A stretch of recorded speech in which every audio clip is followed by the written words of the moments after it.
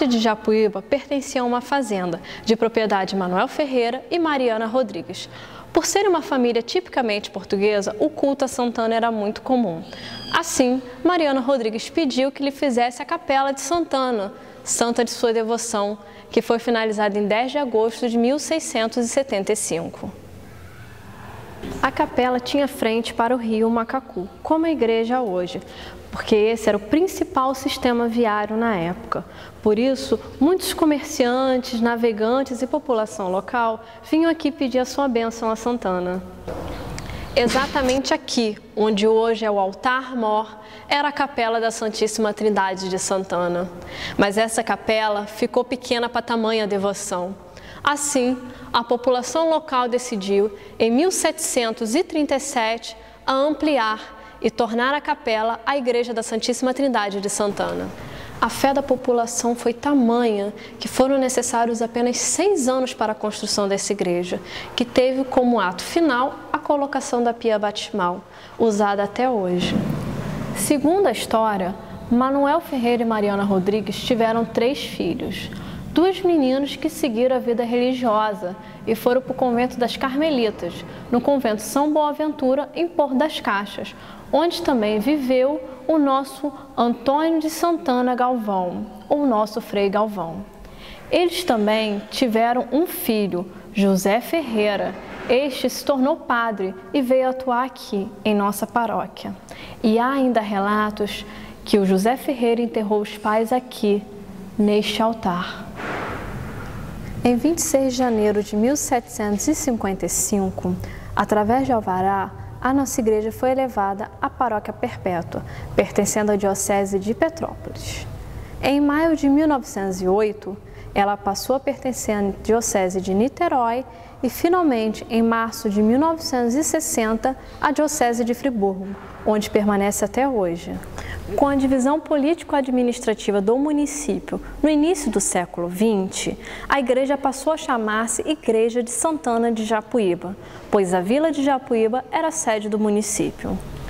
As filhas que o Manuel Ferreira e a Mariana Rodrigues tiveram seguiram a vida religiosa e foram para as Carmelitas. Assim, as Carmelitas receberam como dote os cuidados dessa nossa igreja. Porém, nessa época, a igreja estava num estado precário e precisando de reformas urgentes. Estamos na escadaria da torre, que leva ao coro. Conta a lenda que essa torre era bem mais alta, mas como a igreja estava num estado muito precário, ela veio a cair. A igreja de Japuíba não foi feita de pedra sobre pedra com óleo de baleia, mas foi feita do mesmo material da igreja São José da Boa Morte. Foi feita de tijolo, madeira e pedra.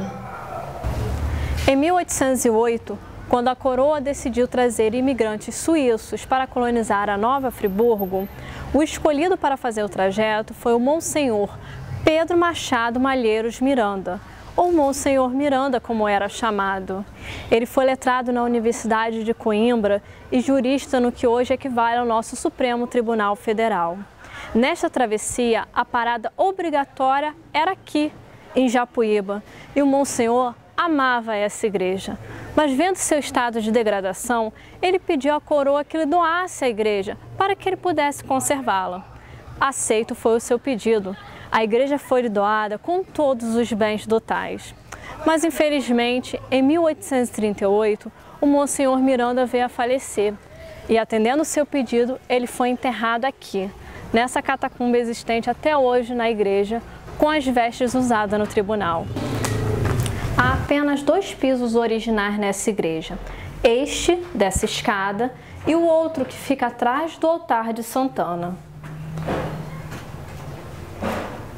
E foi neste lugar, onde os padres dormiam, que o padre Emílio Jorge de Lima, em 1895, escreveu o nosso primeiro livro-tombo, pois na época ele não encontrou nenhum livro aqui na paróquia.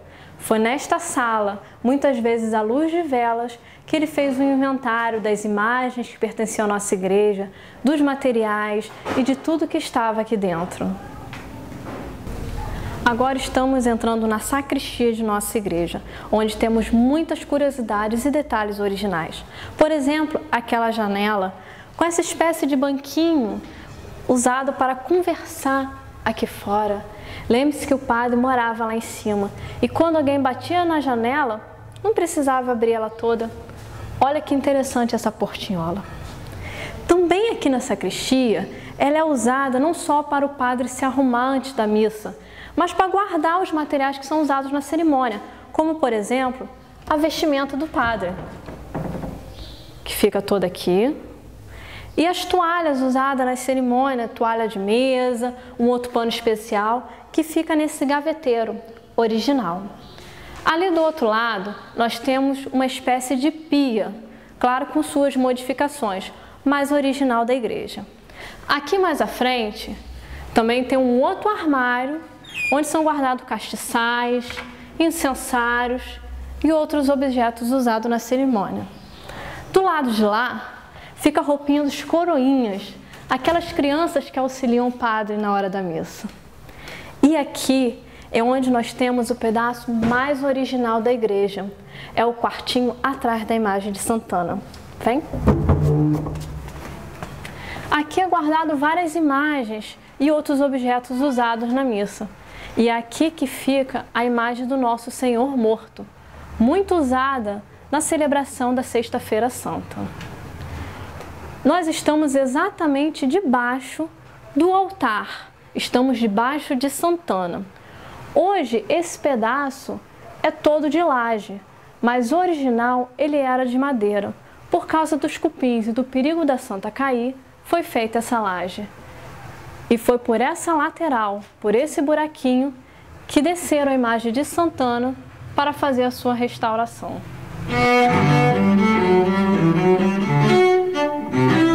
E hoje, graças a Deus, com o auxílio de toda a comunidade, né? De fato, com o auxílio da comunidade, com o dízimo, com as campanhas de doação no Livro Ouro, nós estamos concluindo a primeira restauração, ou seja, a primeira imagem sendo restaurada. Isso é uma vitória para a nossa comunidade, pois a imagem foi restaurada justamente com a contribuição de todos. Embora nós pudéssemos ter feito algum projeto para pedirmos em órgãos municipais ou federal, enfim, nós não fizemos porque a imagem de Santana, penso eu como padre, é algo que tem um valor afetivo muito grande com a comunidade. Então esta imagem, de modo especial, ela foi restaurada, né, com o trabalho de cada um, com a doação de cada um, porque ela faz parte, mais do que do templo, ela faz parte do coração de cada um, japuibense e de modo especial de todos aqueles que são católicos que por aqui passaram.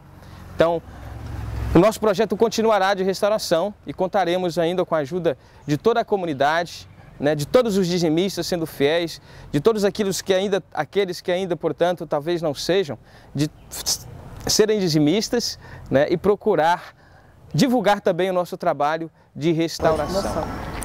O Salmo 87, no versículo 7, diz: as nossas origens remontam a Ti, Senhor.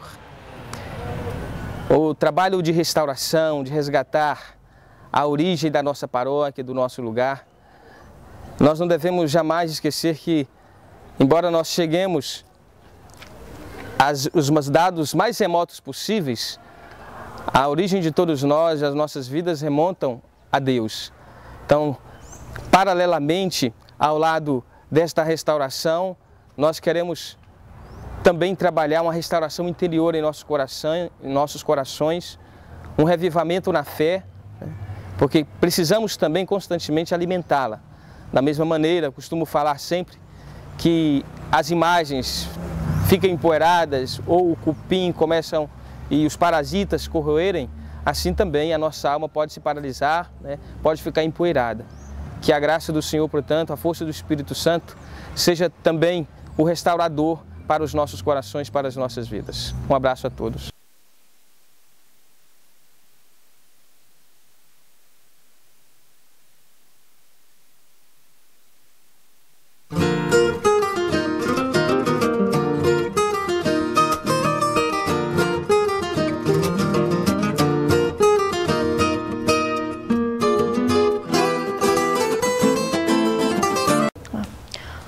Olá!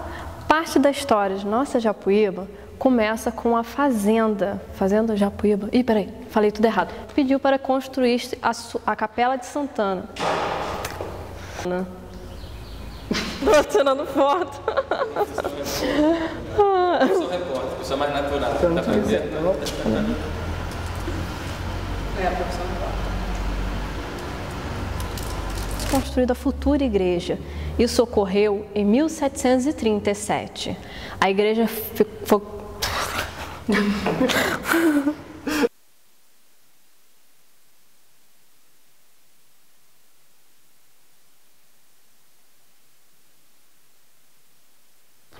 Mas precisava de algo mais específico. Daí não são para uma... Ih, gente, já perdi tudo. Que, graças a Deus, ao último trabalho, né,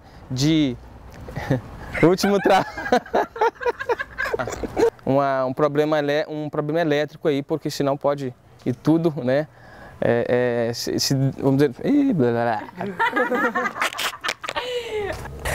blá.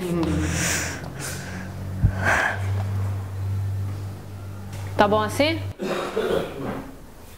Guilherme? Guilherme? Ouviu?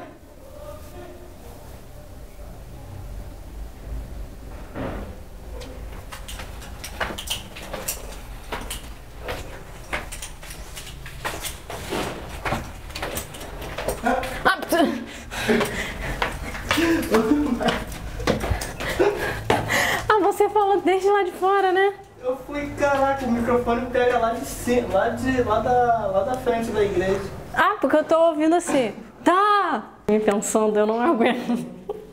Não sai. E o pior é que eu sei que você tá gravando isso. Aquela pedra de lá. Aqui? É. Aí. Fala qualquer coisa que eu não enxergo.